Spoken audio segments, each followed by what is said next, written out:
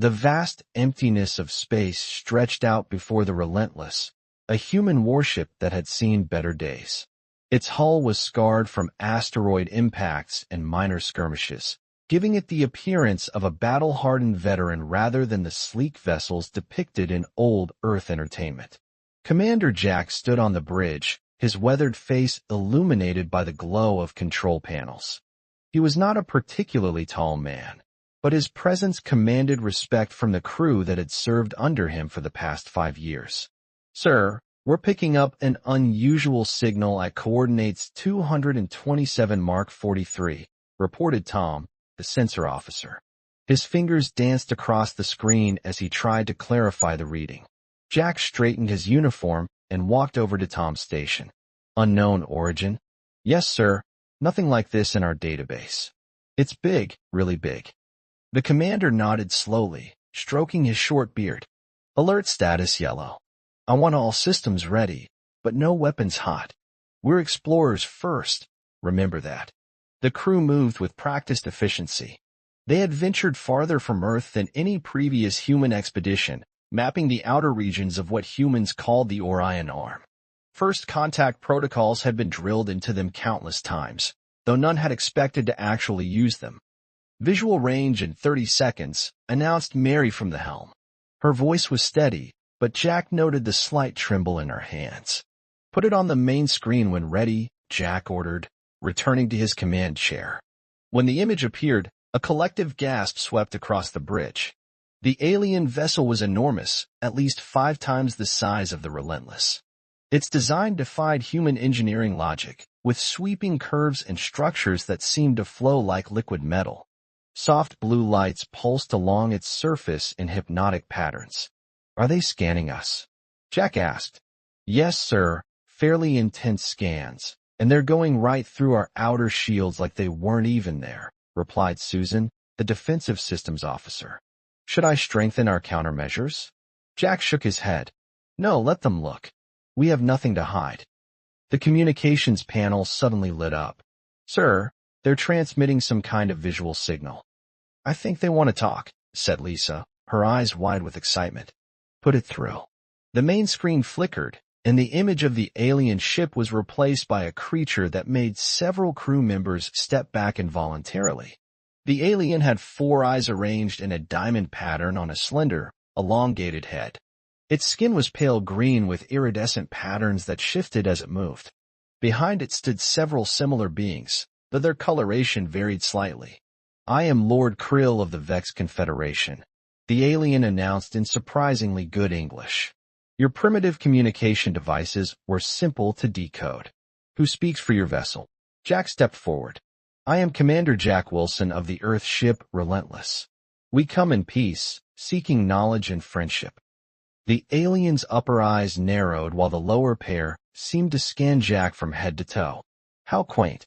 Another oxygen-breathing bipedal species. "The galaxy seems to produce your kind with disappointing regularity." Jack maintained his diplomatic smile despite the insult. "We find diversity to be one of the universe's greatest strengths, Lord Krill." "Diversity?" The alien made a sound that might have been laughter. "There is nothing diverse about weakness, Commander. Your species appears particularly fragile." On the bridge, Jack felt his crew tensing. He gave them a subtle hand signal to stay calm. "Appearances can be deceiving," Jack replied evenly. "We would welcome the opportunity to learn about the Vex Confederation and share information about humanity." Lord Krill's head tilted slightly. "Your vessel is interesting. Crude, but interesting. Our scans indicate unusual environmental conditions aboard your ship, quite harsh actually. Is this compensation for your biological limitations?"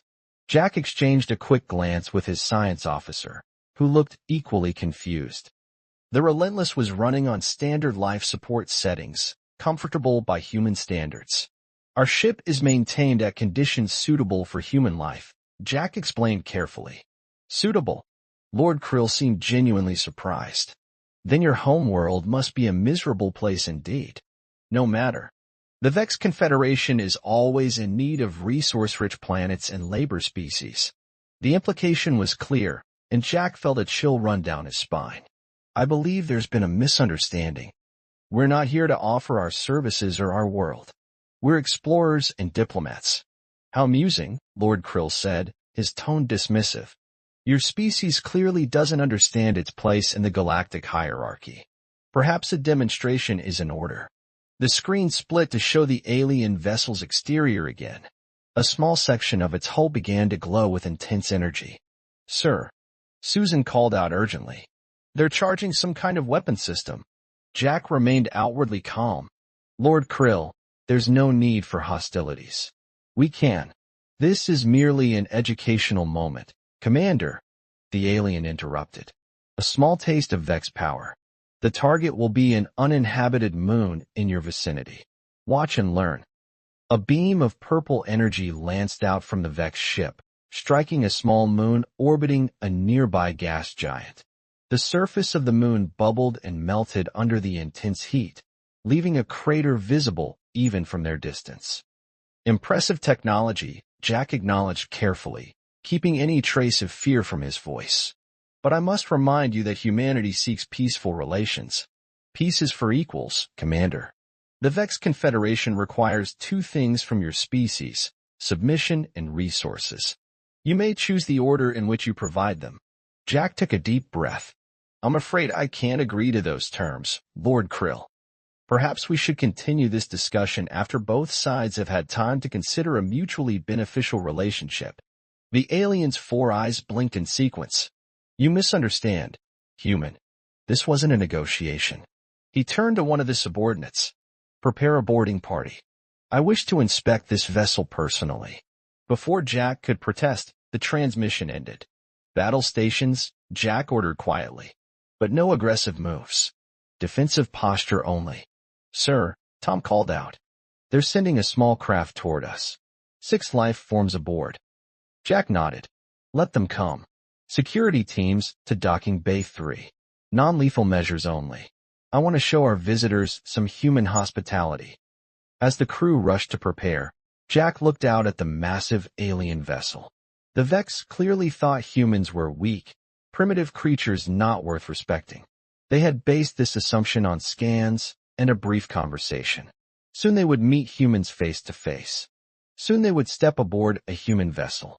And soon, Jack suspected, they would learn their first lesson about humanity. The security team assembled in docking bay 3 stood at attention, their non-lethal weapons holstered but ready. Lieutenant Ben, a stocky man with close-cropped hair, paced in front of his squad while they waited for the alien shuttle to dock.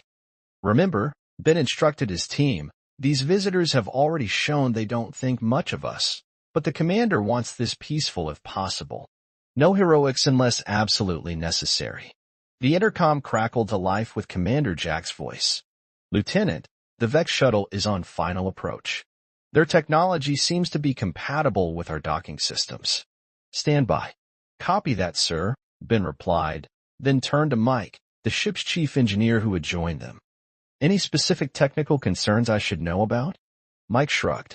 Their ship makes ours look like a child's toy, but that doesn't mean they'll understand our systems.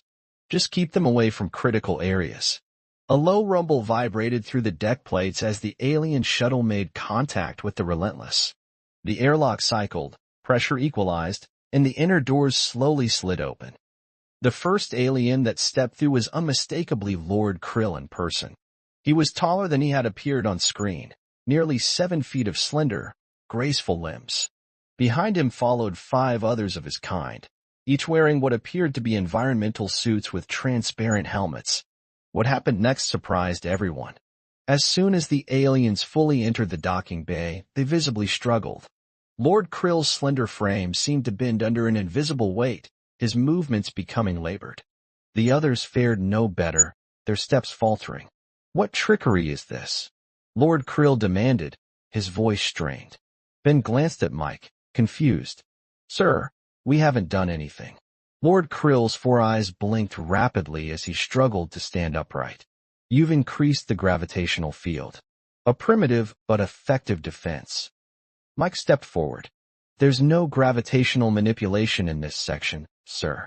The Relentless maintains Earth's standard gravity throughout, approximately 1 g. Impossible, hissed one of the other aliens. This is at least triple our home world's gravity. Realization dawned on Ben's face. He looked at the struggling aliens with new understanding. Their home world must have significantly lower gravity than Earth. What humans considered normal was to them crushingly heavy. Lord Krill raised a device that resembled a small tablet. Your atmosphere. It's dense and corrosive. Standard Earth atmosphere, Mike explained, now fascinated. 78% nitrogen, 21% oxygen, trace gases. Nothing corrosive about it. Oxygen at this concentration is toxic to many species, gasped Lord Krill. He motioned to his companions. Remain in your environmental suits. Commander Jack's voice came through the intercom again. Lieutenant, is everything all right down there? Yes, sir, Ben replied, though our guests seem to be having some adjustment issues to our ship's standard environment. I'll be right down, Jack responded. While they waited, Lord Krill and his party adjusted somewhat to the gravity, though their movements remained slow and deliberate. They scanned the docking bay with their devices, exchanging concerned glances. The temperature, one of them noted. It's extremely elevated. Ben checked the nearest environmental control panel. 21 degrees Celsius. Standard comfort setting. Your species considers this comfortable? Lord Krill asked incredulously. This would be considered dangerously hot on our home world. Before Ben could respond, Commander Jack entered the docking bay. He walked confidently toward the aliens, extending his hand in the universal gesture of greeting that the diplomatic corps had suggested. Lord Krill, welcome aboard the Relentless, Jack said warmly. The alien didn't take Jack's hand, either not understanding the gesture or choosing to ignore it. Your hospitality leaves much to be desired, Commander. These conditions are barely tolerable. Jack lowered his hand. I apologize if you're uncomfortable. We had no information about your environmental preferences. We can adjust this section's settings if you'd like. No, Lord Krill said sharply. I wish to see how your crew operates in these conditions. It will be informative. Jack nodded. As you wish. Would you like a tour of non-restricted areas? Lord Krill agreed, and the strange procession began moving through the ship. The aliens moved awkwardly, clearly struggling with each step. Jack maintained a slower pace out of courtesy, though he made no comment about their difficulty. In the mess hall, they found several off-duty crew members eating lunch. The aliens watched in what appeared to be horror as the humans drank water that was, to the Vex, nearly boiling hot. Your crew consumes heated liquid? Lord Krill asked. Coffee, Jack explained. A mild stimulant. Would you care to try some? Certainly not, Lord Krill replied, his voice carrying a note of disgust. As they continued through the ship, passing the gymnasium where crew members were lifting weights, the aliens stopped to observe. A female crew member was bench pressing what the Vex clearly considered an enormous amount of weight. Your females are also warriors? One of the alien party asked. Everyone on this ship is both crew and potentially a fighter if needed, Jack explained. We don't differentiate combat roles by gender. The aliens exchanged meaningful glances that Jack couldn't interpret. When they reached engineering, Mike proudly showed them the ship's power systems. Our fusion reactor is fairly standard for our mid-range vessels, he explained. Mid-range? Lord Krill questioned. This is not your most advanced ship? Mike laughed. The Relentless is nearly 15 years old. She's reliable, but hardly cutting edge. And these systems? Lord Krill gestured to a section of heavily shielded equipment. Why are they protected? Radiation shielding, Mike explained. Humans can tolerate some radiation, but those levels would be lethal even to us. Lord Krill's eyes widened slightly. You mean to say the rest of this room has radiation levels you consider safe? Within human tolerance, yes, Mike confirmed. We're actually running on minimal safety protocols right now. During combat operations, these levels would be considered acceptable for short-term exposure. The aliens stepped back involuntarily, checking their environmental suits readings. As the tour concluded and they returned to the docking bay, Lord Krill seemed deep in thought. Commander, he finally said. Your species is unusual. You live in conditions that would kill most intelligent races within ours. Jack shrugged. Every species adapts to its home world. Earth shaped us just as your world shaped you. Indeed, Lord Krill replied. We had assumed your environmental systems were compensation for your physical weakness. It appears we may have miscalculated. Easy mistake to make, Jack said diplomatically. We'd still welcome peaceful exchange of knowledge and cooperation. Lord Krill stared at Jack for a long moment. We must report to our leadership. We will contact you again. As the aliens boarded their shuttle, moving with clear relief as they entered their own gravity and atmospheric conditions, Mike leaned toward Jack. They think we're monsters, don't they? He whispered. Jack nodded slightly. They think we live in hell and call it home. That's going to change their calculations significantly. The shuttle detached and returned to the massive Vex vessel. On the bridge, Jack watched the main screen as Lord Krill's shuttle docked with the Vex ship. They're going to come back, Jack said quietly to his officers. And I don't think they're going to underestimate us again. The bridge of the Relentless remained at alert status as the massive Vex vessel maintained its position 5,000 kilometers away. 12 hours had passed since Lord Krill's inspection tour, and the tension aboard the human ship was palpable. Anything? Commander Jack asked, glancing at Lisa at the communication station. They're talking among themselves, sir, she replied, adjusting her headset. Our translators are picking up fragments, but they're using encrypted channels for most of it. Jack nodded, rubbing his tired eyes. He had refused to leave the bridge, catching only brief naps in his command chair. And what can you make out? Lisa frowned in concentration. They keep referring to Deathworlders and environmental extremes. I think they're talking about us, sir. Deathworlders. Tom repeated from his sensor station. That's actually kind of cool. Cool or not, Jack replied. I don't like the silence. They're planning something. As if on cue, the sensor console erupted with warnings. Tom's fingers flew across the controls. Multiple smaller craft deploying from the Vex ship. 12 vessels. Combat configuration. Shields up, Jack ordered calmly. Weapon systems on standby only. Let's not fire the first shot. The view screen showed the Vex ships spreading out in a classic encirclement pattern. Each was about a quarter the size of the Relentless, but together they presented a formidable force. Sir, Lisa called out. Incoming transmission. The screen flickered to show Lord Krill, now seated in what appeared to be a command center. Commander Jack, he said, his voice carrying a new note of caution. Our leadership has reviewed my report of your vessel and Jack prompted when the alien paused. Your species presents unique challenges. Before further diplomatic relations can be established, we must understand your true capabilities. Jack's expression hardened. What exactly does that mean, Lord Krill? A simple test. Your vessel will power down its defensive systems and allow us to perform more thorough scans. This is non-negotiable. The bridge crew exchanged concerned glances. Jack stood from his chair, shoulders straight. That's not happening, Lord Krill. Power down your weapons and recall your vessels. Then we can talk. The alien's four eyes narrowed.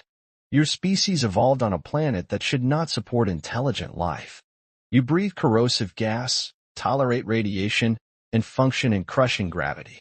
We cannot allow an unknown variable like humanity to roam freely through space. Jack's voice remained level. We've encountered dozens of species before yours, Lord Krill. We've established peaceful relations with all of them. Convenient claims that cannot be verified, Lord Krill replied dismissively.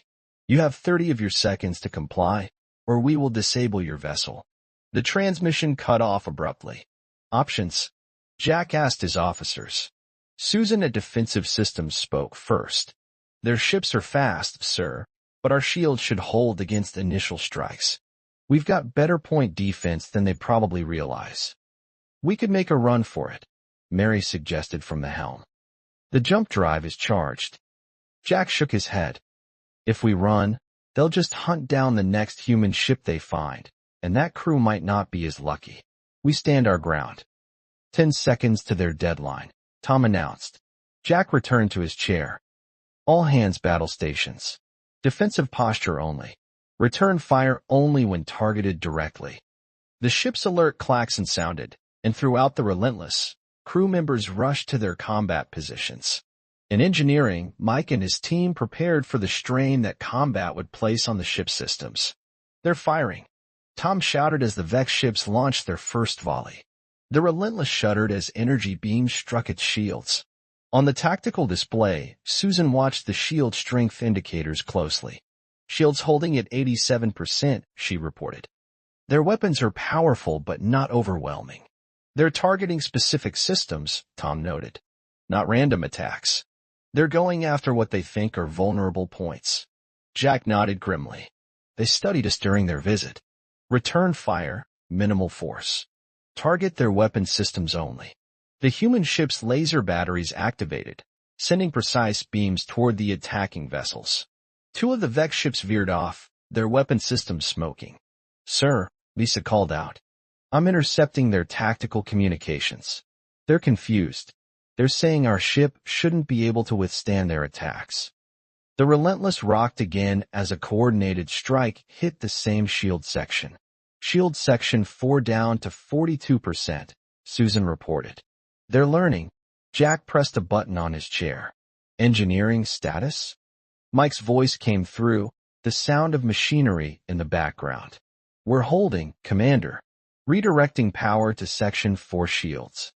They're targeting our life support systems, Jack noted. They must think that's our weakness. Jack allowed himself a small smile. They still don't understand. Our redundant systems are confusing them. Another volley struck the ship, this time causing actual damage.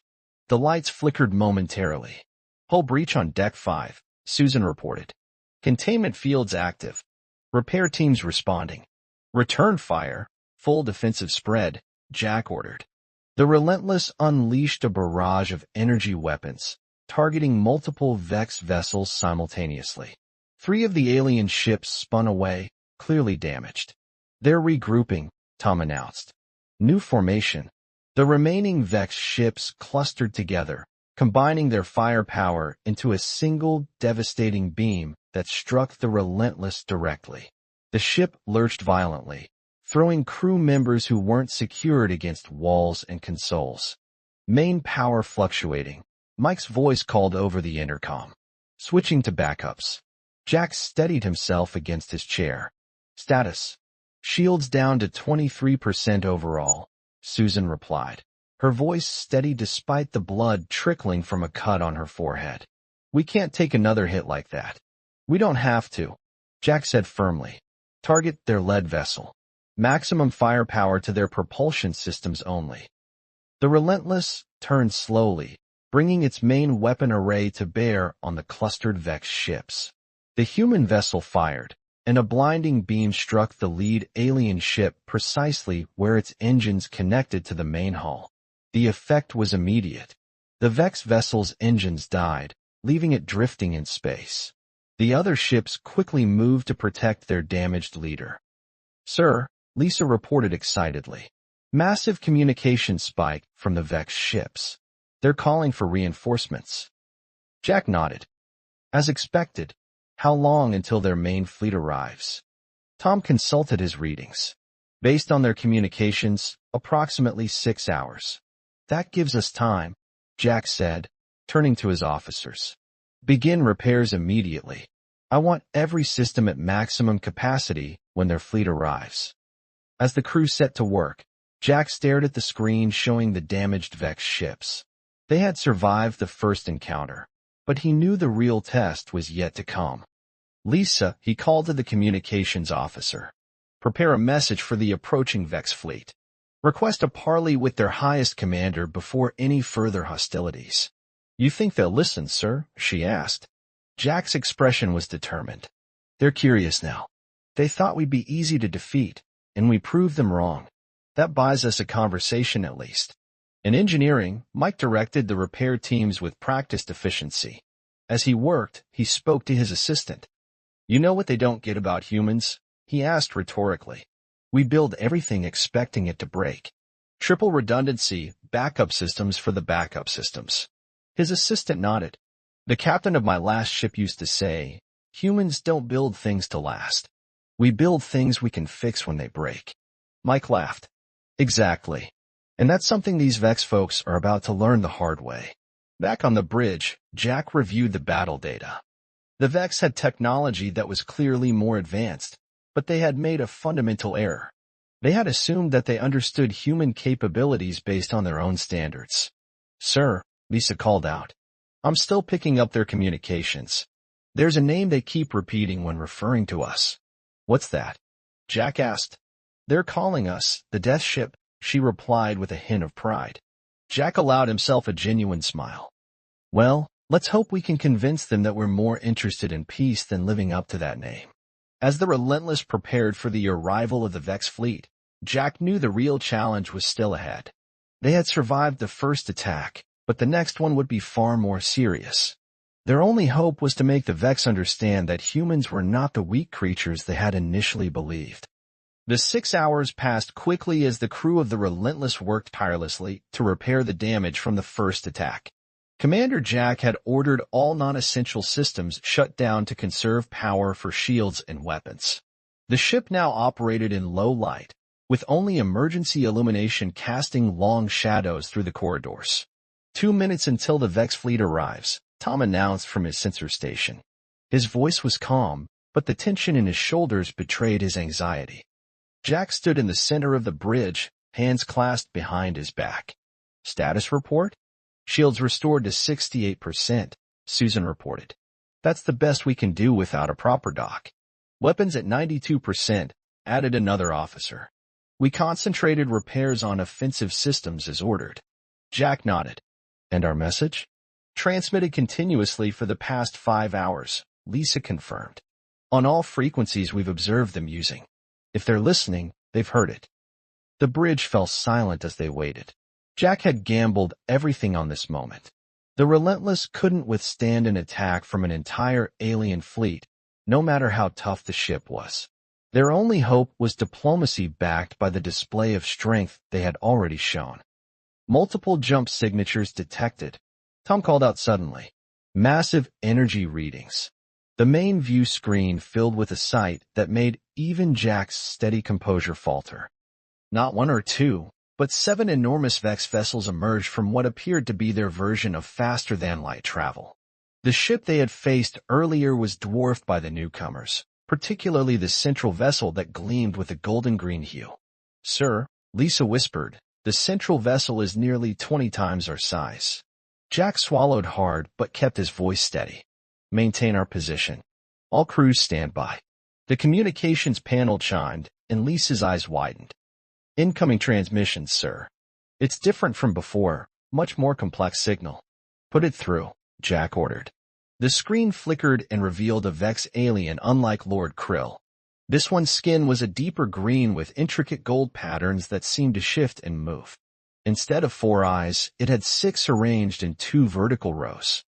"I am High Commander Drax of the Vex Confederation Central Authority," the alien announced. Its voice was deeper, resonating with harmonic undertones that the translation software struggled to render correctly. "You have damaged our scout vessels and demanded communication with me directly. Bold actions from a species we have only just encountered." Jack stepped forward. "Hi, Commander. I am Commander Jack Wilson of the Earth ship Relentless.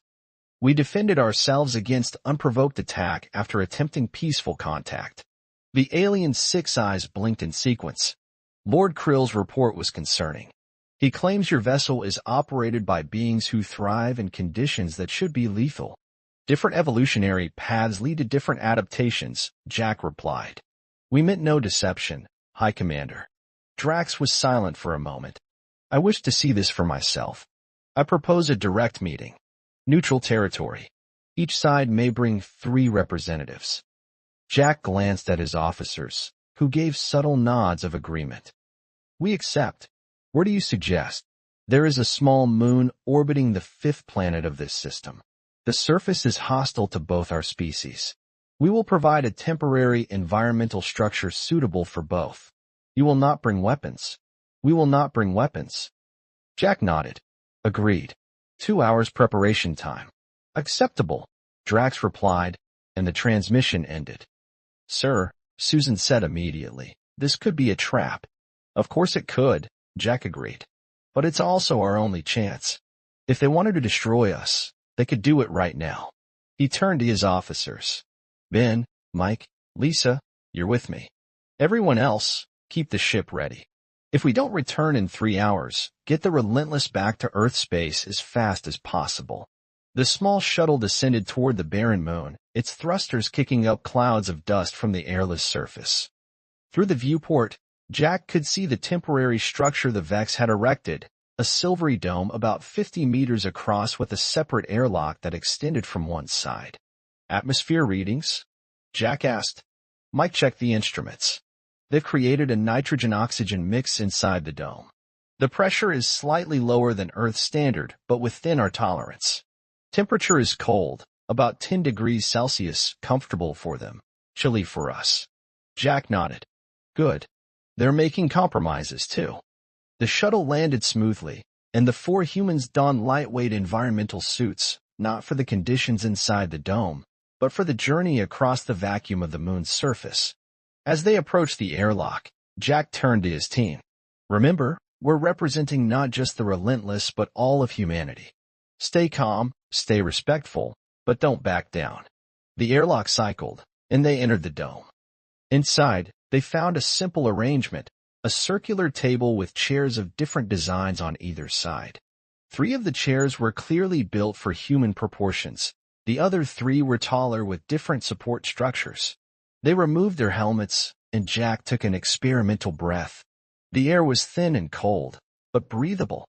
From the other side of the dome, a second airlock opened, and High Commander Drax entered, followed by Lord Krill and another Vex officer. They wore no environmental protection, apparently comfortable in the conditions they had created. Commander Jack, Drax greeted, approaching the table. You appear to tolerate this environment well. It's a bit cold, but completely manageable, Jack replied honestly. Thank you for the accommodation. The aliens took their seats, and the humans sat opposite them. For a moment, there was silence as both sides studied each other. I have reviewed the sensor data from your encounter with our scout vessels, Drax began. Your ship sustained damage that should have crippled any reasonable craft, yet you continued to function and fight effectively. Jack nodded. The Relentless is built to withstand harsh conditions, as are we. So I have been told, Drax replied, his 6 eyes focusing intently on Jack. Lord Krill reports that your species breathes oxygen at levels toxic to most intelligent life, functions in gravity that would crush most beings, and tolerates radiation and temperature extremes that defy belief. From our perspective, Jack explained, Earth is perfectly hospitable. We evolved there over millions of years. Our biology adapted to its conditions. Lord Krill leaned forward. Tell them about your home world. Jack glanced at his team, then spoke directly to Drax. Earth has about 3 times the gravity of the Vex homeworld, based on what we observed from your reactions. Our atmosphere contains 21% oxygen, which we require for respiration. Our planet experiences temperature ranges from -50 degrees Celsius to +50 degrees Celsius at the extremes. The most populated areas range from 0 degrees to 40 degrees. Drax's eyes widened. And radiation levels? Earth has a strong magnetic field that protects us from much of our star's radiation, Mike explained. But humans have evolved to repair minor radiation damage to our cells. We can tolerate short-term exposure to levels that would be harmful to many species. And the Relentless? Drax asked. Is it truly a standard example of your technology? Jack smiled slightly. The Relentless is actually one of our older vessels. It has served reliably for 15 years, but newer ships have more advanced systems. The aliens exchanged looks that even Jack could interpret as concern. You said you've encountered other species, Drax noted. How many? Humanity has established diplomatic relations with 17 spacefaring civilizations, Lisa answered. Trade agreements with 12, military alliances with 5. Lord Krill made a sound that might have been disbelief. Why have we not encountered these others? The Vex Confederation has been selective in its contacts, Drax admitted, surprising his subordinates. We have avoided species we deemed insufficiently advanced. Jack leaned forward. High Commander, I believe we have a choice to make. The Vex Confederation and humanity can either become enemies today, or we can forge a new understanding. We're different, our biology, our technology, our perspectives, but those differences could be strengths if we work together. Drax was silent for a long moment, his 6 eyes blinking in that mysterious sequence. Finally, he spoke. The Vex have existed for 8,000 years as a unified civilization. In all that time, we have never encountered a species that evolved in conditions we would consider hellish. Yet here you are, not just surviving but thriving, building ships that cross the stars. He turned to Lord Krill. Cancel the attack preparations. The Vex Confederation will not make an enemy of these remarkable beings. Relief washed over the human delegation, though they maintained their professional composure. We welcome peaceful relations with the Vex, Jack said sincerely. And we look forward to learning from each other. As the meeting concluded and both parties prepared to return to their ships, Drax approached Jack privately. Commander, he said, his voice lower than before. I must ask, are all humans like you, able to endure such conditions? Jack smiled. We have our differences, but yes, all humans evolved on Earth. We're all built to survive there. Fascinating, Drax replied. Truly fascinating. 3 weeks had passed since the historic meeting between Commander Jack and High Commander Drax. The Relentless now orbited a small uninhabited planet that the Vex had designated as a neutral meeting ground. Alongside it floated the massive Vex flagship Eternal Dominion, its golden-green hull gleaming in the light of the system's yellow star. Between the two ships, a temporary space station had been constructed, a marvel of combined human and Vex engineering. The station was divided into 3 environmental zones, one with Earth conditions, one with Vex conditions, and a central area with compromised settings where both species could interact, though neither would be entirely comfortable. In the central meeting chamber, Jack sat across from Drax, reviewing the progress of the past weeks. The knowledge exchange has been productive, Jack said, looking down at his tablet. Our medical teams are fascinated by Vex cellular regeneration techniques. Drax made a gesture that Jack had learned to interpret as agreement. And our engineers cannot stop talking about human redundant systems design. So inefficient, yet so effective for survival. Jack smiled. We've learned to expect the unexpected. The door slid open, and Mike entered alongside a Vex engineer. Both were wearing environmental adjustment suits that allowed them to work in each other's natural conditions. Commander, Mike said excitedly, you need to see this. We figured out how to integrate the Vex energy distribution system with our power grid. Efficiency is up 42%. The Vex engineer, whose name sounded like a series of clicks but whom the humans had nicknamed Spark, added, the human approach to backup systems has solved our cascade failure problem. Most impressive.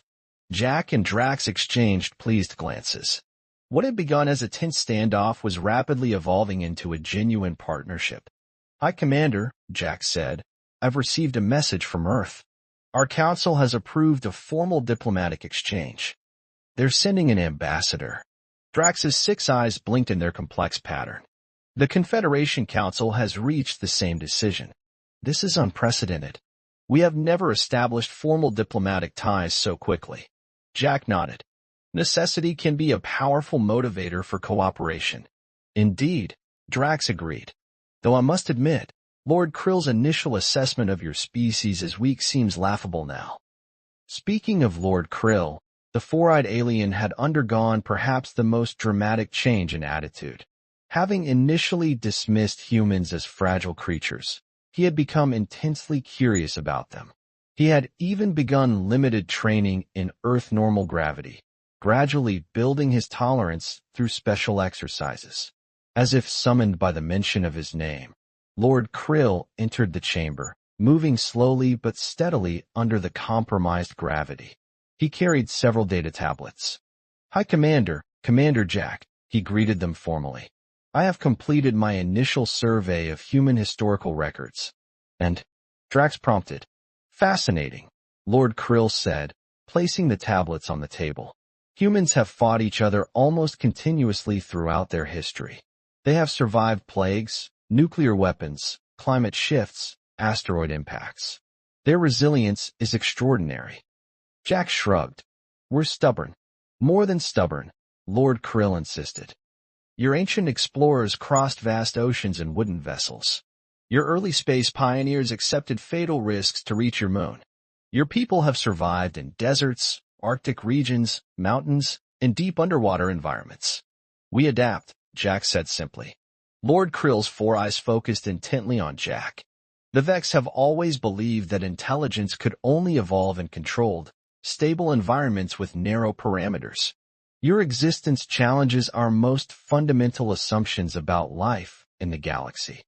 Drax made a gesture that Jack had come to recognize as thoughtful consideration. Perhaps this is why we have encountered so few species in our explorations. We were looking in environments similar to our own. There could be countless civilizations out there, Lisa suggested, evolving in conditions we would never have considered possible. A humbling thought, Drax admitted. The Confederation scientists are already revising their search parameters. Jack smiled. Different doesn't mean incompatible. Look at what we've accomplished in just 3 weeks. The meeting was interrupted by a chime from Jack's communication device. He glanced at it and his expression became serious. Captain Rodriguez reports that the Earth diplomatic vessel will arrive within the hour, he announced. They're bringing a full delegation. Drax stood. Then we should prepare to receive them properly. This will be a historic occasion, the formal beginning of relations between our peoples. As the group moved to leave the chamber, Lord Krill fell into step beside Jack. Commander, he said quietly, I must ask, do all humans possess your diplomatic skills? Your restraint when we first met was unexpected. Jack laughed. No, Lord Krill. Humans are as diverse in temperament as we are in appearance. Some are diplomats, some are warriors, some are scientists, some are artists. Yet you all come from the same hostile world, Lord Krill mused. Remarkable. Perhaps that's what we can teach the Vex, Jack suggested. The strength that comes from diversity. And perhaps what the Vex can teach us is the stability that comes from unity. Lord Krill's eyes blinked in that peculiar sequence that Jack had learned indicated agreement. I believe the galaxy will be very different now that our peoples have met, Commander Jack. Jack nodded as they continued toward the docking bay to await the arrival of the Earth delegation. Different, he agreed, and hopefully better for us both. The diplomatic vessel from Earth docked smoothly with the station. As the airlock cycled open, Jack stood at attention alongside High Commander Drax. Behind them, a mixed group of humans and Vex waited to witness this historic moment.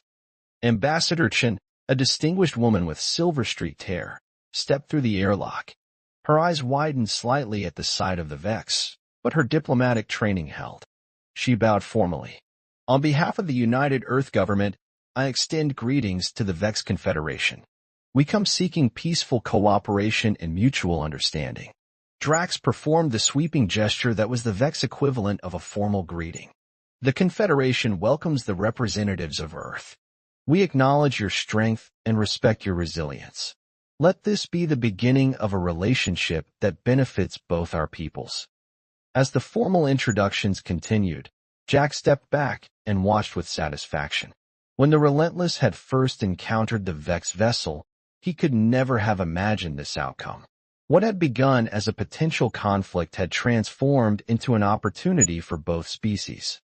The humans who had evolved on what the Vex considered a death world and the aliens who had initially dismissed them as primitives were now standing together, planning a shared future. It was, Jack reflected, a perfect example of the adaptability that had allowed humanity to survive and thrive on Earth and now among the stars. Later that evening, as the diplomatic reception continued in the central chamber, Jack found himself standing beside Ambassador Chen, watching the humans and Vex attempting to navigate their cultural differences.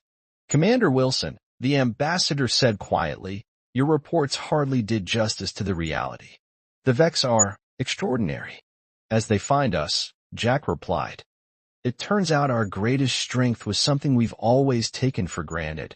Our ability to survive in conditions that would kill most other intelligent species.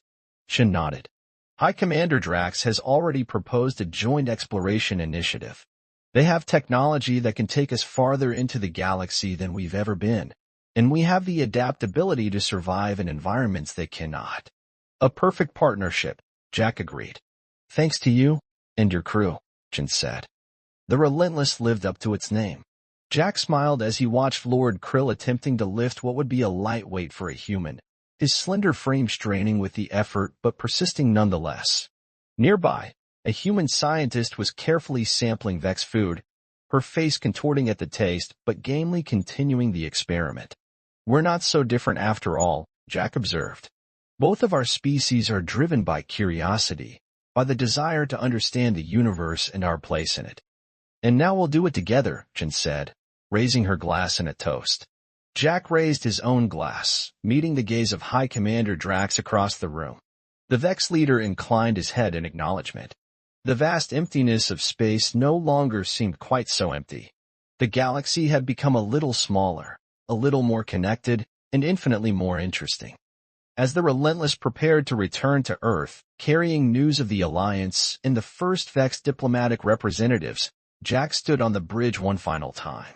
The massive Vex flagship Eternal Dominion floated alongside, its golden-green hull gleaming in the starlight. Course set for Earth, sir, Mary announced from the helm. Jack nodded. Take us home, Lieutenant. We have quite a story to tell. The human warship that had seen better days, its hull scarred from asteroid impacts and minor skirmishes, moved gracefully away from the station. Behind it followed the sleek Vex vessel, a visual representation of the new relationship between these two very different civilizations. On the bridge of the Relentless, Commander Jack smiled.